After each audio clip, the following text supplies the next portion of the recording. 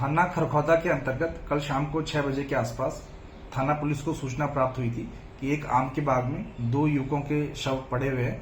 और पुलिस के द्वारा जब मौके का निरीक्षण किया गया तो प्रथम दृष्टया यह पाया गया कि दोनों ही युवकों की गला दबाकर हत्या प्रतीत हो रहा था। इस पूरे प्रकरण में युवकों की पहचान करने के लिए पुलिस द्वारा प्रयास किए गए, जिसमें दोनों मृतकों की पहचान गांव बिजौली और गांव नरहड़ा के युवकों के रूप में हुई। पुलिस के द्वारा संबंधित परिजनों को सूचित किया गया।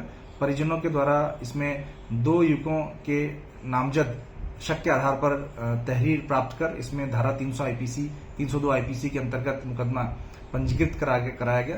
पोस्टमार्टम में मृत्यु का जो कारण है वो गला दबाकर दम घुटने से आया।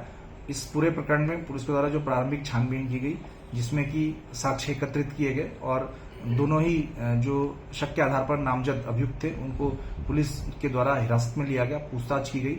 इस पूछताछ में सामने आया है कि दोनों ही मृतक विभिन्न कार्यक्रमों में अपना वेश परिवर्तित कर, लड़की का वेश धारण कर नृत्य आदि करते थे। और एक ऐसे ही कार्यक्रम में दोनों जो मृतक थे और जो दोनों प्रतिवादी हैं, इनकी एक दूसरे से जान पहचान हुई। एक दूसरे से इन्होंने फोन नंबर एक्सचेंज किए और एक दूसरे से बातें इनकी शुरू हो गई।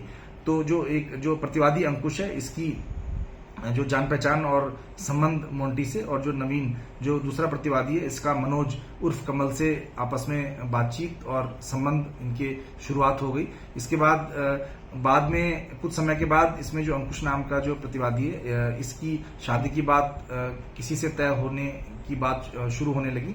तो इसमें जो उसके समकक्ष जो मोंटी है, उसके द्वारा इस बात पर आपत्ति की जाने लगी और वह इस बात को सार्वजनिक, अपने सभी संबंध है उनको सार्वजनिक करने की उससे बात कहने लगा और उससे कहा कि उसके मोबाइल फोन में कुछ उनके वीडियोज हैं जिसको कि वह सार्वजनिक कर देगा और यदि उसे शादी करनी है तो वह उससे ही शादी करे।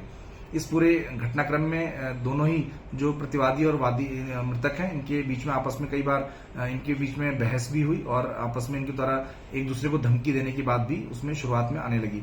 बाद में इनके द्वारा अपना फोन बंद करके बातचीत बंद करने का भी प्रयास किया गया, लेकिन जो मृतक थे उसके द्वारा, जो मृतक मोंटी है उसके द्वारा बार बार बात करने का दबाव और उसके घर जाकर उससे बात करने का प्रयास किया जाने लगा। इस बात से परेशान होकर जो अंकुश है और नवीन है, इनके द्वारा एक प्लान बनाया गया जिसके तहत इनके द्वारा घटनास्थल के पास मोंटी को और मनोज को वहां बुलाया गया। वहां इनके द्वारा शुरुआत में बातचीत का प्रयास किया गया और जब बातचीत नहीं बनी तो उसके बाद इन दोनों ही के द्वारा गला दबाकर दोनों मोंटी और मनोज की वहां पर हत्या कर दी गई। इस पूरे प्रकरण में जो मोंटी है उसका जो फोन था वो मौके से बरामद नहीं हो पाया था। बाद में दोनों ही अभियुक्तों की शिनाख्त, इसके निशानदेही पर शिनाख्त के आधार पर मोबाइल फोन भी बरामद कर लिया गया।